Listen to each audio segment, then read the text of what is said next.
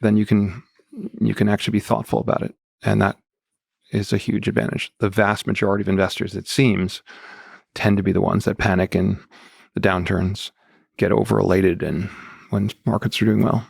So be able to think long term and be sufficiently financially secure such that you can afford to think long term.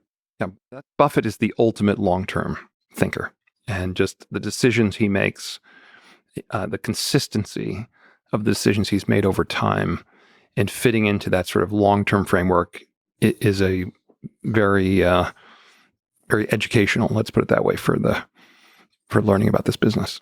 So you mentioned 8 companies, but what do you think about mutual funds that for everyday investors that diversify across a larger number of companies? I think there are very few mutual funds. There are thousands and thousands of mutual funds. There are very few that earn their keep in terms of the fees they charge. They tend to be too diversified, and too short term.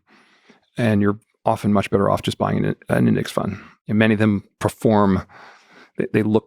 If you look carefully at their portfolios, they're not so different from the underlying index itself, and you tend to pay a much higher fee.